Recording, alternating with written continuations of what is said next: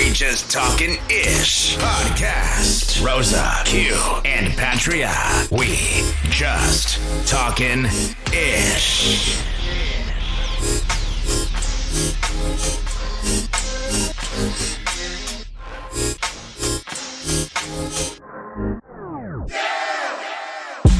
This.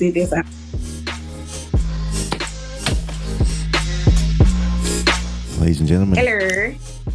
how's everybody doing out there? And How? wherever Here you're you go. listening from, how y'all going? It's good. I'm good. That's what's up. How are you? I am well. As I'm You going sure? to, I'm well as I'm going to be well. Because I'm getting ready to say, your energy kind of low tonight. Mm-hmm. That's good. I'm about to. You need a hug? I'm good. I'm finna say, I couldn't even see you a hug emoji anyway. Ladies, you look good. I'm good. We good. Okay. We all good. As a matter of fact, I just landed a tech production manager, I guess, whatever it is, title to a up and coming podcast of a young lady who is 27. So, yeah. What does that age have to do with anything but congratulations? I don't know. I just threw it in there. I picked it up. I'll be working We'll talk about it later. I'll be working behind the scenes to her faith-based podcast with a slight twist. Kind of like the one I tried to do a while back ago, but then I was like, my heathen mouth was not going to let her shine, so I kind of canceled that. So, yeah, Yeah, I remember that. You canceled everything that year, but I digress. So, yeah, that's on my table.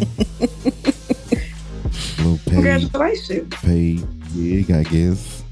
We'll see how consistent she is with it. Yeah. And if we That's work great. out a deal, it might be on the QLB Music Group.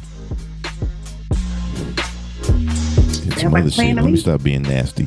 Yes, episode 7. Yeah, when you said another. behind the scenes, I was gonna say I bet you are, but then you said faith-based, and I was gonna let it ride. But Well, yeah. she's supposed. Well, how she described it is she's going to be like, it's her podcast with guests.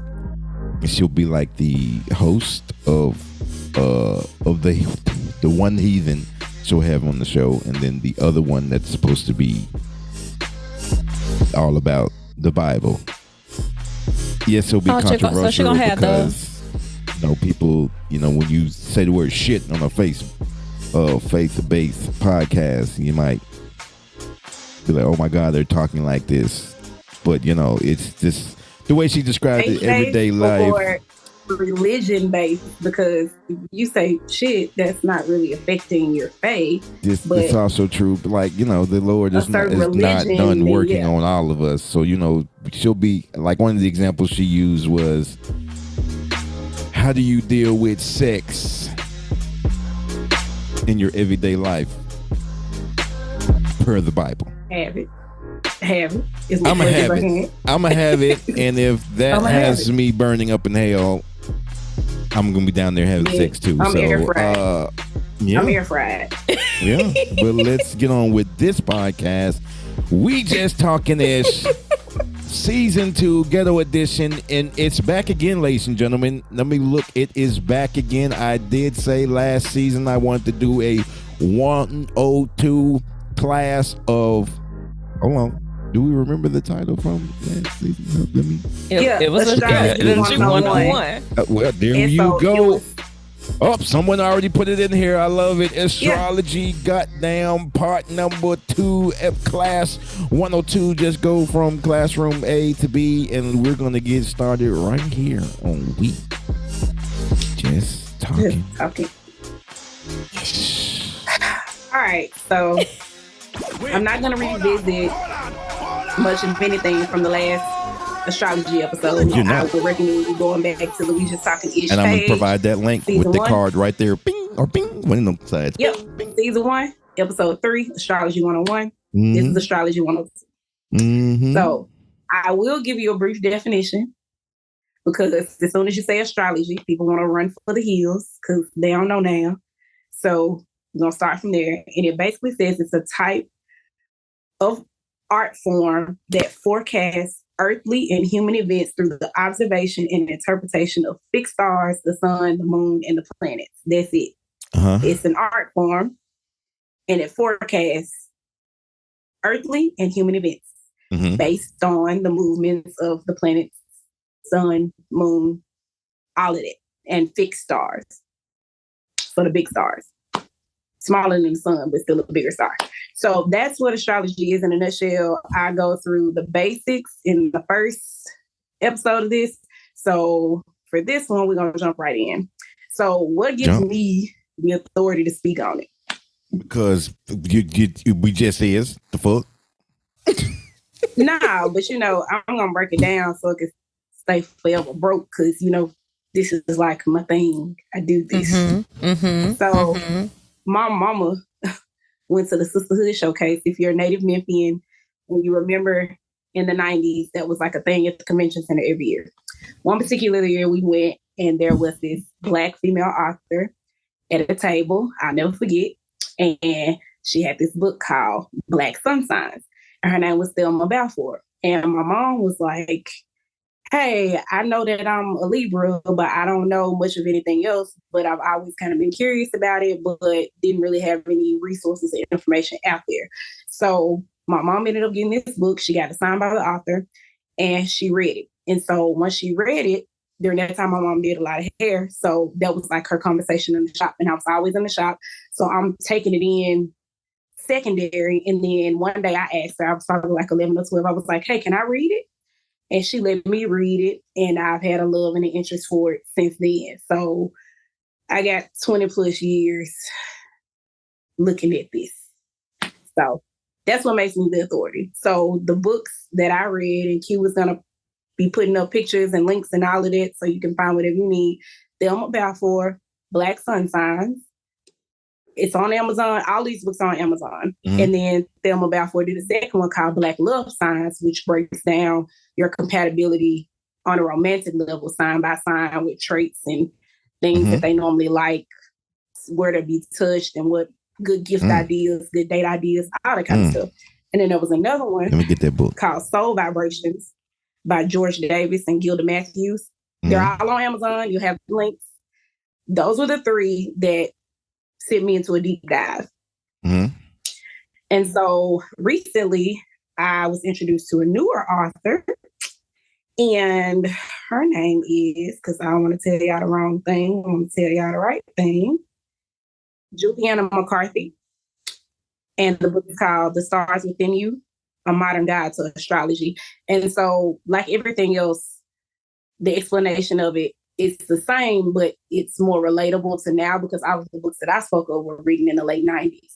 So society has evolved then. So the conversations around it will be a little different. So this author is a newer author. So those are my 4 book choices if you're interested in diving in, because I'm not going to have time to go deep into this. It's a personal journey. It's a personal study. So I can give you overviews, but you got to go read about it because everybody's chart is not the same. So, like she stated, those pictures that you just saw, and will be the links will be provided. Everything that she says will be provided in the description below. Yeah, below. Oh yeah, we get to say that finally. All the links mentioned in the description box below. And so, everybody basically knows their sun signs. If you don't, I talk about it in episode 1. So I'm just going to dive right in. Someone's not in class. Someone. Oh, I'm in class. I'm reading. I'm reading what she said. To the front. No, I am sitting here with her stuff because I'm putting my stuff in my doggone shopping cart. Leave me alone. Shop so I don't afterwards. Forget. Shop afterwards. Whatever. Shop afterwards. Go home. Go ahead. Go ahead. I'm going to say, he at home already. I am home. I said, go on. Oh. All right. I need y'all to stop with. So, I want to give you guys 2 keywords for each sign. And what they do, they kind of give you a quick overview of that sign's energy or how that sign approaches life or situations. And of course, it's not going to be 100% accurate because everybody's an individual and how you're raised and all of that plays into how you respond to a lot of things. But this just kind of gives you an idea of how this person that's this particular sign kind of goes about making their decisions on a day-to-day basis.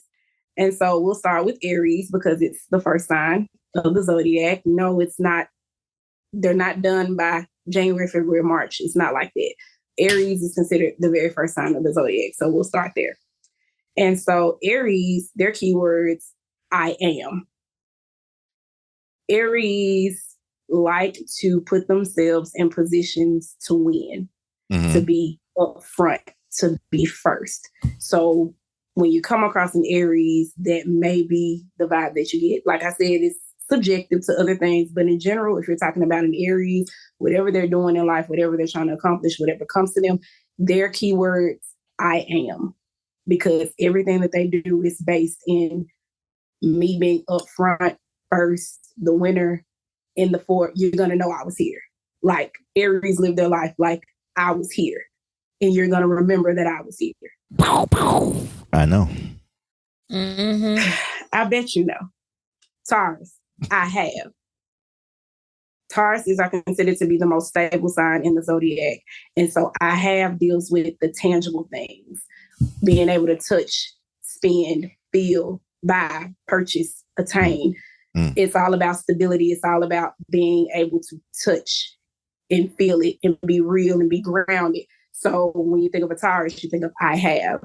And, you know, some people say it turns into being a little possessive. That's my friend. That's my house. That's my this. That's my whatever.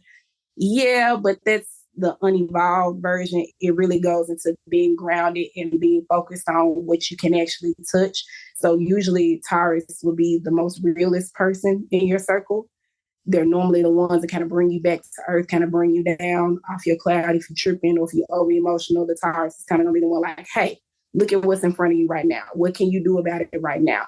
Taurus is usually that voice of reason in the situation, unless we're the ones that's mad. If we're mad,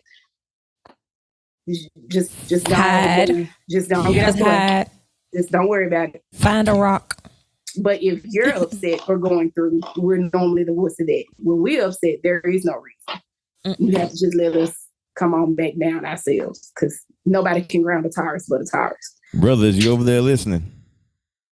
You should have said, yeah, okay, listening. All right. Gemini, I think.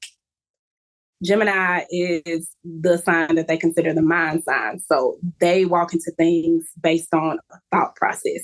Like they think about everything, which is why Geminis are considered like the jack of all trades for the sign, because they have the ability to work through and figure out how to do any and everything, because the first thing they do, they approach things intellectually. That is most definitely my child, my youngest child. She is... She thinks outside the box so much that it's scary. My experience with the Gemini was she did things intersexually. But I digress. Okay. Yeah. Cancer, I feel. Cancers get the bad rap of being over emotional.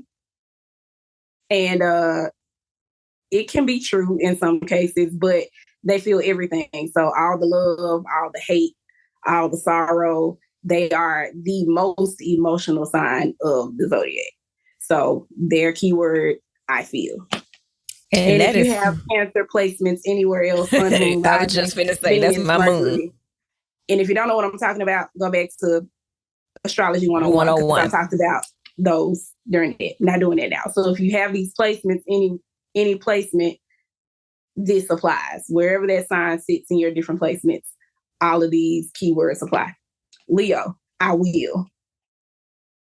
Determined. Leos do not let life, good or bad, stop them from living every day.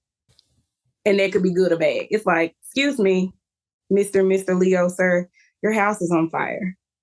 You mean to tell me you're just going to go to work and work like 30,000 hours and just buy you a new house instead of staying and watching that house burn down and trying to get all your stuff out? Like Leos move forward.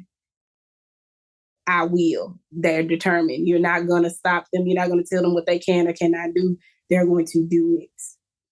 Period. Okay. Cool. Me and Rosa have Leo risings. Mm-hmm. We're going to go cry in the corner, but it's after we handle our business. Yeah.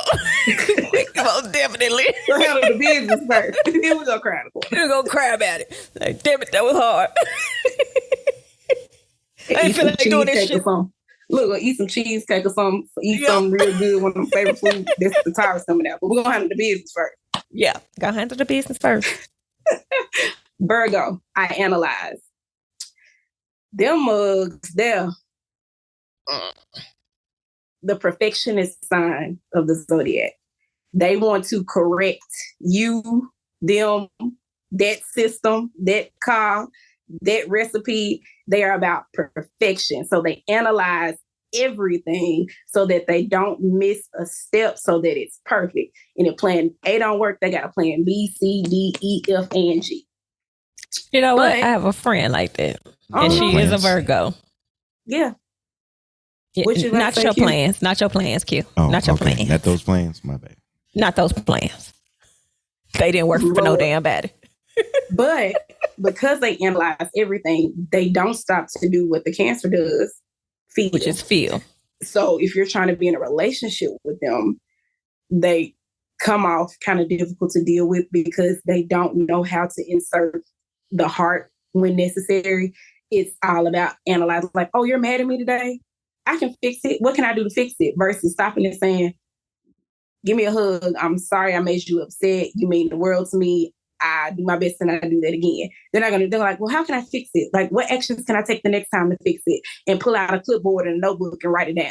Like, but hold on. Now, also let's say about that Virgo is that if they do all that and you be like, no, that's not gonna work, they'll be like, well, fuck you then. That part too. You're right. We'll move on. That's true. Libra. My favorite travel agent. She's a Virgo, and that is how she is. Michael Jackson, Beyonce. Oh, yeah. Perfect entertainers. Mm-hmm. Flawless performances. Yeah, and we'll say fuck you. That part too. Disrespectfully. Mm-hmm. You got Libra. There's 2 words, I balance. Meaning they try to keep... They try when they're balanced. They first have to balance themselves. If a Libra is not balanced within themselves, they can't balance shit else around them. But it drives them crazy because they thrive only when things are balanced, when things are even, when there's an even set over here as well as an even set over there. If it's not balanced, they cannot function. And they will fight until they can get balanced again, which is why their sign is the scale. And so if they are balanced, then they end up balancing the people and situations around them. They love fairness. They love equality. They don't like arguing. They want everybody to get an equal amount of whatever at all times. They like harmony. They like peace. And so they try to keep everything fair. But in doing so, if you come to a Libra to say, choose this or that, they're going to go like, how can everybody get a part instead of me choosing one or the other? That doesn't work. They're very indecisive. Can be. Because they feel like one thing shouldn't go all in one pot. You should have another option, or it just should be balanced. And the only way you can be balanced is you have 2 equal parts on 2 different sides. So then you got Scorpio. I create. Scorpios are probably the most, if you go to war, have a Scorpio at your right hand. They are the most calculating sign, and they only strike when they want to strike, and you don't know their plans until they want you to know their plans, and the plan will already be executed by the time you know what the Scorpio was up to. They create their world. And the reason why they create their world and everything around it is because you don't know what they're thinking. You're not sure until they want you to be sure. Like, they are probably the most emotionally intelligent sign, but When they done and when they're ready to turn up, that's not it. That create chaos, pain. They are like alchemists, I guess you could say, because they literally create whatever dynamic that they're seeking, and they don't allow outside influences. The only person that can truly influence the Scorpio is the Scorpio themselves. So then you got Sagittarius. I proceed. Sagittarius, they say Taurus are hard-headed. Sagittarius are more hard-headed than Taurus, simply because Sagittarius do not take anyone's word at face value. They have to look at it from their perspective before they make a decision or decide to move. You cannot persuade a Sagittarius. You cannot push your beliefs off on a Sagittarius. They are going to go about living life and making their decisions their way, whether it's the best way or their way or the wrong way. That's it. They're going to do it their way. And if their way didn't work and it didn't go well for them, they're not going to tell you that. They're just going to shut down, fix it, and then come back and tell you, remember that time when I disappeared for 5 days and didn't answer your call? I knew I messed up, but I had to figure out how I was going to fix it. Now I'm back and I can tell you how I'm going to fix it. But they're going to do it their way because their whole being is about their personal perception of everything. Capricorn, I use. Capricorns put on their personalities versus giving off a personality, meaning what they accomplish and what they achieve defines them more than them defining themselves. And they call Capricorns like the royal sign because they're kind of, straightforward, kind of quiet, don't really fool with anybody, do their own thing. But it's like you don't get a feel for who they are other than their title or how they allow you to perceive them, and you don't get anything past the surface. So they can come off kind of superficial and fake and not a lot of depth to them because they put on all of these things and kind of show you how they want you to see them versus you getting into their heart and allowing them to be vulnerable. You have to get really close. You got to break some barriers to do that because my other daughter's a Capricorn. Don't have time for that because it's like, you ain't got to put on just level with me for once. I can say she does not put on. She is very, she's more of the straightforward, no nonsense. I ain't got time for it. It is what it is. Type of Capricorn. Yeah. Just straight. That no chasers. Black and white. They're like a black and white photo. There's no color. There's nothing. And her mode or attitude has always been, if she like you, she like you. If she don't, she ain't got nothing to do with you. Black and white. Yep. Capricorns are totally black and white. There is no color. You're gonna pick one or the other. Aquarius. I know. Think they know everything. I know. They're really smart. They are. However, similar to Virgos, they lack the emotional intelligence to turn on the heart when necessary. So they come off cold and kind of well, if it don't work, I just go do something that will work. And you could be pour your heart out to them. They're like, okay, I'm sorry that you feel that way, but I know that this is what I'm getting ready to do and I'm not about to do that. So I guess we need to go do something different. Really good business partners. Yep. But relationships, they jump in and out of them really fast because they don't allow themselves to get emotionally attached, which can be a good thing. But at some point, you got to know when to tap into that. And I think sometimes Aquarius get a bad rap for being assholes because they don't always lean into their heart when the time may call for it. I ain't saying live there, Cancers live there in their emotion. But Aquarius don't hardly show up in the heart. They stay kind of in the head. So that's why they get a bad rap. And the last sign of the zodiac, Pisces, I believe. That's why they can be delusional. Because if Pisces believing in there, and that's what it is.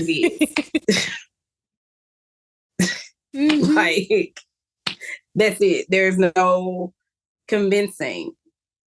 If this is what the world looks like today, that's what the world looks like today. However, the next day, the world may look a whole other way to their Pisces, and they will operate in that way. And you go like, well, what the hell? That ain't what you did yesterday. Mm-hmm. Or they just ghost you, or like Pisces can be a little different, a little wild. You can't, you don't know what direction they're gonna roll in. No. Pisces. Yeah. All right. So we did the keywords. Fuck 'em. That's your keyword? Yep, that's his keyword for everything. Q, you over there running a grocery list of the signs that you want to try or you're not going to try again. That's why you over there so quiet. Fuck that bitch. Anyway. Fuck that the first and the last sign of the zodiac. Yeah, fuck them. And the Gemini, come on with it. I'm toxic enough for that. Let's go. Oh my God. All right, we're going to the astrological houses now. It's 12 of those. Astrological. So I spoke about the houses a little bit in the first, but it's a lot. So I'll spend a little bit more time in there today. Not too much because again, and you can get this information on astrolibrary.org. I sent you the link for that too. So we put that down there too. Astrolibrary.org. It's a free astrology course and they have different chapters throughout. And one of the chapters is about the astrological houses. So it's a good resource. If you're really interested and want to take a deep dive and really figure it out, that's a good place to go. What you? Brother, you need some water? Brother, do you need some water? They can't hear you. Featuring whoever that is in the background this episode. Let's go. Astrology and the assistant over there. So the 12 houses of astrology are arranged in a circle-shaped chart or wheel. Do not confuse it with the houses of the zodiac. Those are totally, completely different things. The zodiac wheel is based on the sun and the yearly rotation of our Earth. The wheel of houses is based on the Earth's 24-hour rotation and it focuses on its own axis. So basically, just because we'll take Taurus, for example. Taurus is the second house because it's the second sign. However, if you're a Taurus, it does not mean that your second house will be in Taurus. Yep. It can be in a whole other thing. Like my second house is actually Gemini. All of ours is actually because our first house is the sign that we're in, which is Taurus. So our second house is Gemini. But the general second house, where it's the most prominent, where the traits of that house manifest, it's at home in Taurus. But Taurus's second house is not Taurus. It would be our first house, if that makes sense. If it doesn't, read about it because I can't stay there too long. I gave y'all your links. Go do a little homework. Or you can inbox me, pay for my time. I'll walk you through all of it. You can send my link. And she's good at it. And she's good at it. How about you? Still scared. And you can find her on the www.wejusttalkingish.com. Scroll to the bottom and click on her pretty little face. It's going to directly take you straight to her inbox. Straight to her page. DM me and we can set some sessions DM up. you for definitely for sessions this. only. But my second house is actually Virgo. There's a fella over there that might whip your ass if you're in there inbox for some mess. Anyway, speaking of that, the reason why Rosa knows that, ladies and gentlemen, is because she downloaded the CoStar app, which gives you your personal birth chart and where all your houses fall and what sign is and where. So Q, drop the link, the CoStar app, download it, put your date of birth in. If you know what time you were born, great. If you don't, it's okay. The only thing you won't get is your rising sign, but you'll get everything else. Definitely recommend the CoStar app and turn the notifications on because every day the messages that's in there for you personally will bless you in ways that you do not understand. Baby, just mess around and just get a notification and look and be like, really? Who asked you to be in my business today? Yep. Every day. Absolutely. Absolutely. Woo. So The planets are described in two ways. It's being in a zodiac sign and also being in a house. So we've talked about the signs, and, Taurus, Aries, Gemini, Pisces, all of that. Now we're going to get into the houses. So the 12 houses of astrology are symbolic of all the departments that make up human life. The planets and the zodiac signs will manifest themselves most strongly in the spirit of life represented by the house in which they fall in your chart. Remember, the houses are not energies like the elements or planets, nor do they color the expression of energies like the zodiac signs. The houses are where these energies are most likely to manifest. The houses are the fields of experience, but not the experience themselves. So again, Taurus is truly the second house of the zodiac, but because I am a Taurus, my second house is actually in Gemini. And it goes so on and so forth per the signs. And the most important houses are the first house, fourth house, seventh house, and the 10th house. They influence us the most. First house, house of self. First house deals with self-identity. Okay. Fourth house, family and home. I'm a Scorpio. Seventh house, one-to-one relationship. So relationship with your significant other, your parents, your kids, your boss, your friends, all of that. So those are the most important houses out of all of them that will affect you the most. So I'm going to do a quick rundown. It's on the astrolibrary.org, so you can go in and read your life away. I'm kind of scanning through, but I'm going to just run down each sign, what planet is ruled by, and the keywords for that house. And pause it, write it down, click the link, read along, whatever works. Q, you ready? Let's go. First house, Aries. Natural ruler, Mars. Keywords. House. The first house deals with self, life, and your body. Second house, ruled by Taurus. Keywords, possessions, money, material, circumstances, livelihood. So whatever sign your second house is in, the traits of that sign will affect your possessions, your money, material, circumstances, livelihood. My second house is in Gemini, so my possessions and money be two-faced. Really do. My circumstances be high, low, twin, duality, because that's where it falls. Third house, Gemini. Natural ruler, Mercury. Keywords, local movement, journeys, communication, school, siblings. Y'all hear the planet Mercury, Mercury retrograde. Mercury deals with travel, communication, school, siblings. So guess what? The sign of Gemini is mostly at home in the Mercury retrograde. It affects them the least because that's the natural place that sign dwells in, if that makes sense. If it don't, inbox me. Fourth house, family, roots, parent, home. Natural sign, Cancer. The Cancer does not have a planet. Their ruling celestial body is the moon. And we all know that moon deals with your emotions, which is why they're the most emotional sign. That's why your moon sign, whatever it is, deals with your emotion. Yeah, Cancer. Mm-hmm. Fifth house, natural sign, Leo. Natural ruler, the sun. Fifth house deals with creativity, children, romance, entertainment. My fifth house is Virgo. So I'm a little more conservative when it comes to what I publicly do as far as entertainment, what I publicly do as far as romance, my children, creativity. Like I'm kind of closed off and more conservative with that as a Virgo because my fifth house is Virgo. Sixth house, natural ruler is actually Virgo. The zodiac sign, it represents, Virgo. I lost my thought. Planet, Mercury.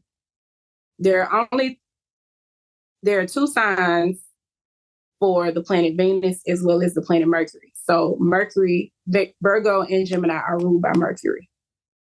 So when you talk about health, service, work, routine. Mercury's in retrograde. Your routines get thrown off. You're more late. Your schedules get messed up. But Virgos, because they're so organized and analytical, and they already have plan A, B, and C, they're at least affected. Unlike a Cancer that would be just totally up in arms. Like, why is everything falling apart? Like they wouldn't do well in that. So Virgos, because that's their natural state, they do a little better during the retrograde than other signs might. Your 7th house natural ruler is Libra. Natural planet is Venus. The 7th house deals with your partners, your marriages, and your open enemies. My 7th house is Scorpio. So my partners, my marriage, and my open enemies wasn't always up front. Like what I got on the surface wasn't really what was going on underneath. And I have to dig a little deeper to find out what's really going on. So I definitely have seen that play out in my life over the years. Your 8th house, Scorpio, natural ruler, planet Pluto, deals with sex, death, inheritances, other people's money, and loss. It's your 8th house. My 8th house is in Sagittarius. I just leave it there. The 8th house also deals with intimacy too. And so, of course, sex, death, inheritance, that's all intimate conversations. That's stuff that you have to deal with and discuss with somebody you're very intimately involved with. So it's your 8th house. 9th house, natural ruler, Sagittarius. Planet, Jupiter. Keywords, travel, higher education, religious, spirituality, law. What, Quentin? Nothing. I'm just listening to all the sound effects that I'm getting.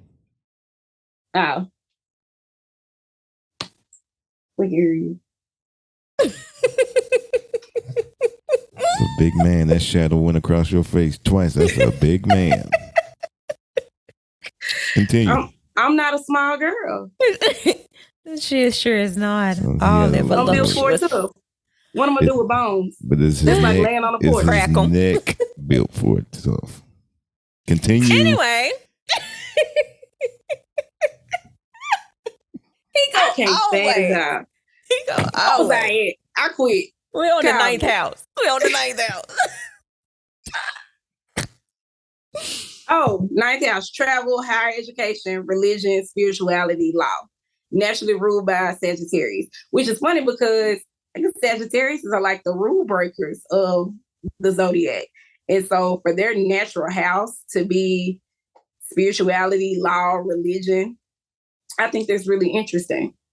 I'm going to have to do a deep dive off into that and see how that works. 10th house, naturally ruled by Capricorn, planet Saturn, deals with career, social position, and the dominant parent, which makes sense when we already discussed the Capricorn sign, straight up, black and white, like you either do or you don't. And mine sitting in Taurus. Okay. Your 10th house. Yep.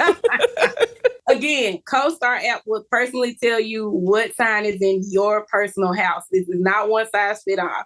I'm just kind of running it down to you to give you a general overview, which if you really want details about you, you have to pull your birth chart. You can do it on Cafe Astrology or you can do it in the CoStar app. I recommend the CoStar app because it gives you stuff every day and it's very you specific. Mm-hmm. Mess around and do the pattern. You have your friend pattern. You be like, pattern app. Just gonna get to that. Since Rosa brought it up, go on, drop it right here, Q. The pattern app, another app for daily getting to understand the zodiac and yourself and your signs and how you play off other people and how you go through different phases based on what the planets are doing, how it personally affects you and how those cycles and time frames personally affect you and how to operate within those. The pattern app is another really good app to get. We almost finished. The 11th house. Aquarius is the natural sign for that. Natural ruler is Uranus. It deals with friendships, associations, and aspirations. That's your 11th house. The 12th house. Last sign of the zodiac, Q's favorite, Pisces. Natural ruler, Neptune. The 12th house deals with hidden matters, the unconscious, clandestine relationships, so those sneaky one-off relationships that shouldn't work but do work, and maybe shouldn't work, couldn't work, but it's working. Sneaky links, secret enemies, and seclusion. So that's your 12th house. Mine happened to fall in Aries. It's a little rough. It's a little wild back there for me in the 12th house when that stuff starts working. So those are your houses. Now, what I asked, okay, now that you understand it, or if you don't, how do you apply it? Simplest way, follow your calendar. People on Facebook and social media are always hollering, it's Libra season, Scorpio season, it's Taurus season, it's Gemini season. And if you know the basic traits for each sign, then you can kind of gauge the energy that time of year.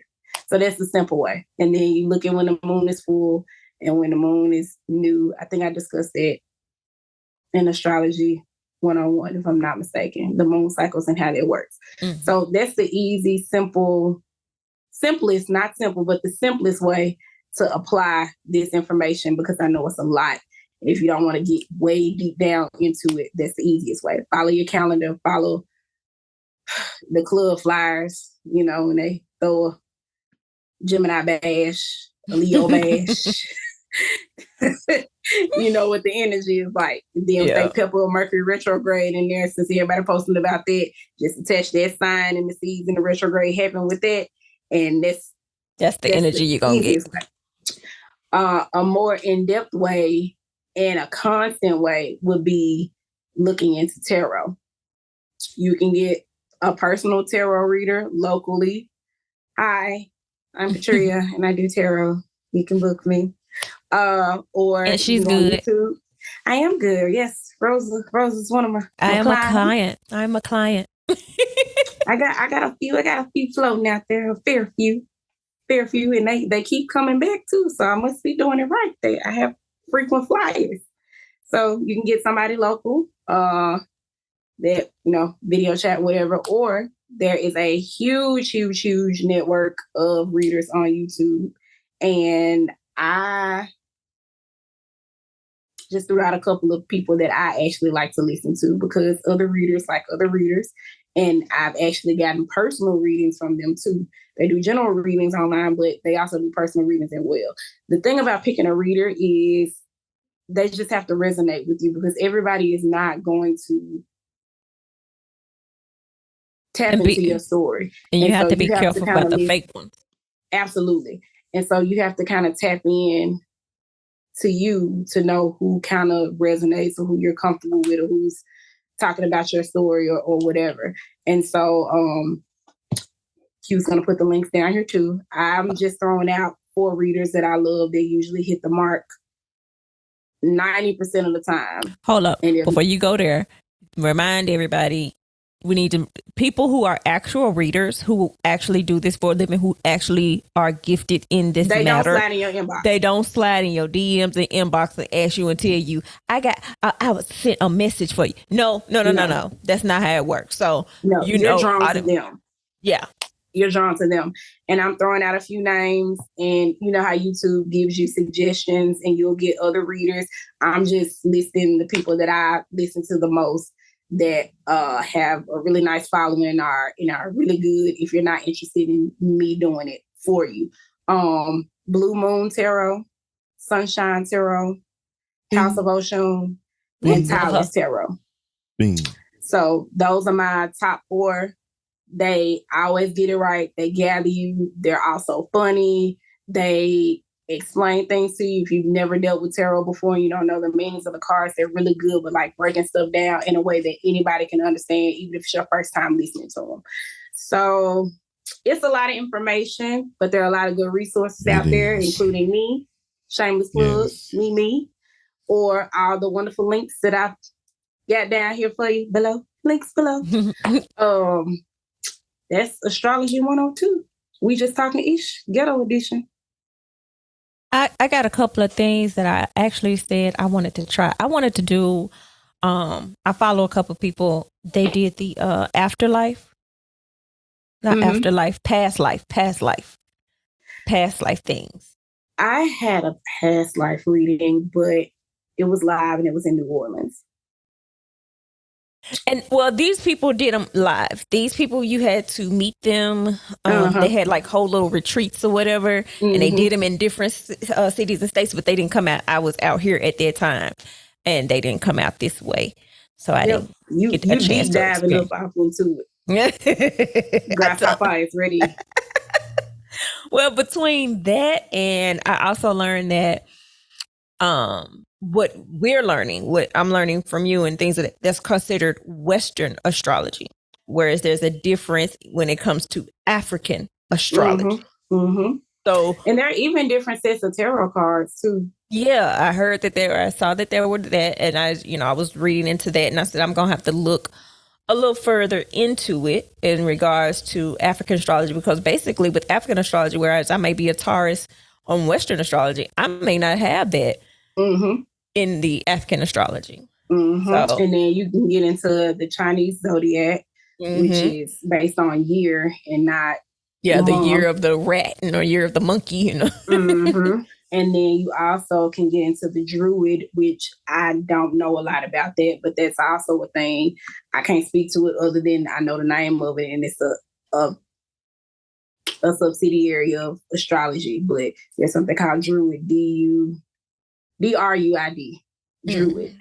So it's a lot of stuff, and you can get as deep into it as you want to, or just surface level, or again, you just listen to somebody that is deep up off in it and just get the pieces that you need, that resonate. You want. They resonate, and throw the rest away.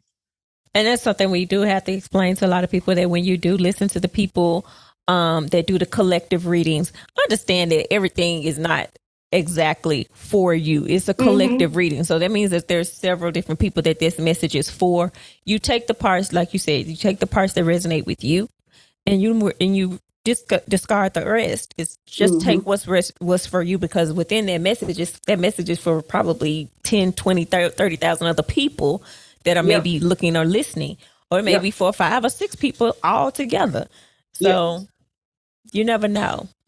And I always say with tarot, the general readings are cool, but again, because even some of my favorite readers, I've gone to listen, and I was like, they're not telling my story today, so I don't waste my time listening to the rest of the video because it didn't resonate. And so tarot is not necessarily predicting or calling things into your life. It's just taking the present energy that you're in and telling you what options you have in that, because it's still up to you. Like, the energy is relative and you still have free will, but it's almost like spiritual GPS. And so when people first come to me for their first reading and they're nervous about it, I just go like, I'm not putting any energy on you or predicting anything certain that's going to happen. I'm going to take in the energy that you're bringing to me, and I'm going to say, hey, in 2 weeks, you're going to come across door number 1, 2, or 3. If you pick door number 1, this would be the next course of action. If you pick door number 2, something might hop at you, so be ready, prepare. Door number 3, it won't open for you at all. You might want to bring the key with you because that door is not going to open. You want to have a key. So it's like GPS. It's just giving you a better perspective on how to make better decisions that suit you, that allows you to get to the best you in that phase and space in your life. Again, you got free will, so we can do a reading today and I'm reading your energy, and then you make another decision that I didn't see or that your energy didn't present to me. And now we can do a whole reading again the next day and it'll be a totally different conversation. Because energy is subjective and it's constantly changing and it's constantly moving. So with tarot, it's just kind of giving you a heads up on, hey, you're going to have to make a major decision next week, and it could either send you down that road or that road. It's totally up to you, but this is what's out here. It's just giving you a heads up. It's not witchcraft. It's not conjuring up anything that isn't already there. It's just defining and confirming things that's already within your energy. That's it. That's all. That's it. And that's all, people. Well, oh my goodness. That was so much stuff. It's a lot. It's a lot. So that's why so many books and resources for you to go out there and read. And with now it being such a thing that a lot of people are learning because it explains a lot of themselves to themselves. Yep. I'm still learning. Yeah, me too. Well, Astrology 1.0 goddamn 2. That was a lot more than 101. Usually, yeah, that's what it's supposed to be. The deeper you go, the more you get.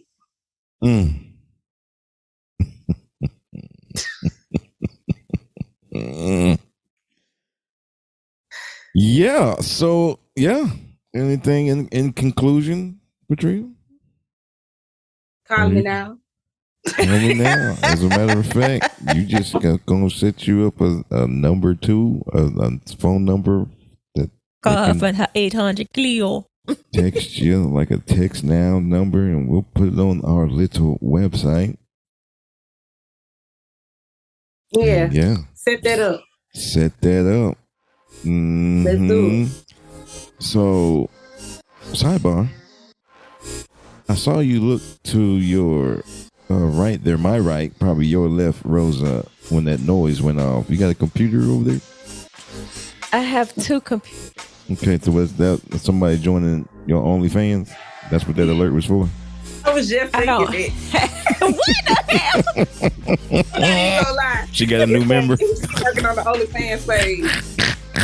So we just talking ish. We just talking ish. A couple weeks ago.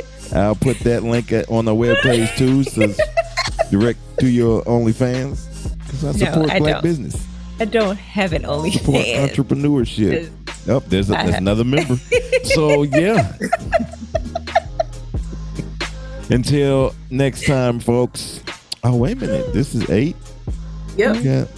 So when we were supposed to end this? We were supposed to end this Halloween. On Halloween.